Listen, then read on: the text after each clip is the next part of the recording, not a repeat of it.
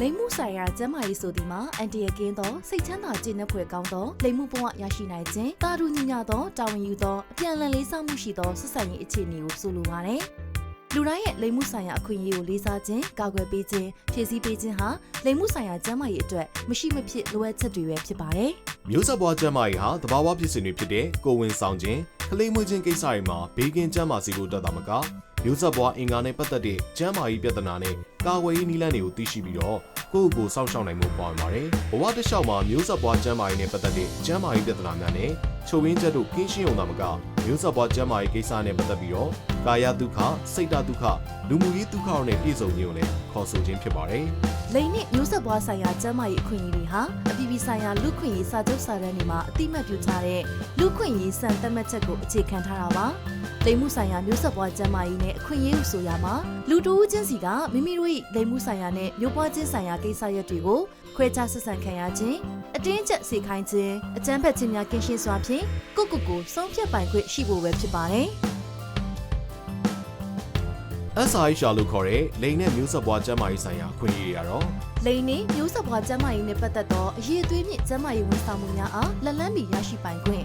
လုံခြုံဘေးကင်းမှုနဲ့လူကုန်သိက္ခာကိုတန်ဖိုးထားလေးစားခံရပိုင်ခွင့်လိင်မှုဆိုင်ရာနဲ့ပတ်သက်သောသတင်းချက်လက်များကိုရှာဖွေရယူနိုင်ခွင့်လိင်မှုဆိုင်ရာနဲ့ပတ်သက်တဲ့အသိပညာပေးမှုများကိုရယူပိုင်ခွင့်မိမိခန္ဓာကိုယ်နဲ့ပတ်သက်လျင်မိမိကိုယ်တိုင်ဆုံးဖြတ်ခွင့်ရှိခြင်းလိင်ဆက်ဆံမဲ့မဆက်ဆံမှုပါဝင်လိင်နဲ့ပတ်သက်တဲ့ကိစ္စများပေါ်မိမိဘာသာမိမိဆုံးဖြတ်ချက်ချပိုင်ခွင့်မိမိလက်တွဲပေါ်ကိုမိမိစိတ်တိုင်းကျရွေးချယ်နိုင်ခွင့်အပြန်အလှန်သဘောတူမှုနဲ့တန်ဖိုးထားမှုများပါဝင်တဲ့လိင်ဆက်ဆံရေးအပြန်အလှန်သဘောတူမှုနဲ့တန်ဖိုးထားမှုများပါဝင်သောအိမ်တော်ရေး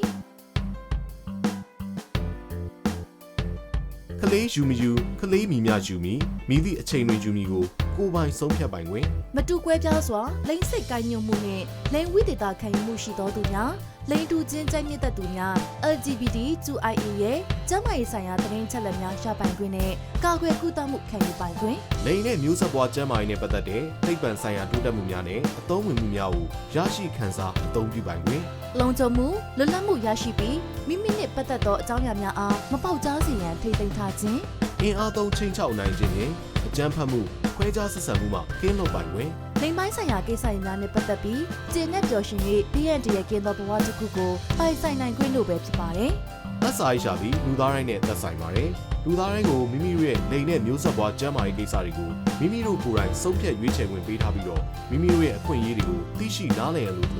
သူတစ်ပါးရဲ့အခွင့်အရေးကိုလေးစားရမယ်ဆိုတဲ့တာဝန်သိစိတ်ကိုဆိုလိုပါတယ်။လူငယ်များအနေနဲ့လည်းအသက်အရွယ်အလိုက်လိင်နဲ့မျိုးဆက်ပွားဆိုင်ရာအသိပညာများဖြစ်တဲ့လိင်နဲ့မျိုးဆက်ပွားကျန်းမာရေးဆိုင်ရာအခွင့်အရေးများလိင်မှုသဘာဝအကြောင်းများ HIV နဲ့လိင်ဆက်ဆံရာမှကူးစက်နိုင်သောရောဂါများအားကာကွယ်ခြင်းဆိုင်ရာအကြောင်းများမလိုချင်မဲ့ကိုယ်ဝေမရအောင်အရွယ်မတိုင်သေးမီကိုယ်ဝေမရအောင်ကာကွယ်ခြင်းကိုလည်းသိရှိထားသင့်ပါတယ်။ဒါမှသာအန်တီရကင်းရှင်းစွာနဲ့ကျန်းမာပျော်ရွှင်သာယာသောလူငယ်ဘဝကိုပိုင်ဆိုင်နိုင်မှာပဲဖြစ်ပါတယ်။ SIHR သည်အားလုံးဝိုင်းဝန်းလှုပ်ဆောင်ရန်လိုအပ်နေသောအရာဖြစ်ပါတယ်။လိင်နဲ့မျိုးဆက်ပွားဆိုင်ရာခွင့်ရေးများ SIHR အတွက်ဝိုင်းဝန်းပံ့ပိုးကြပါစို့။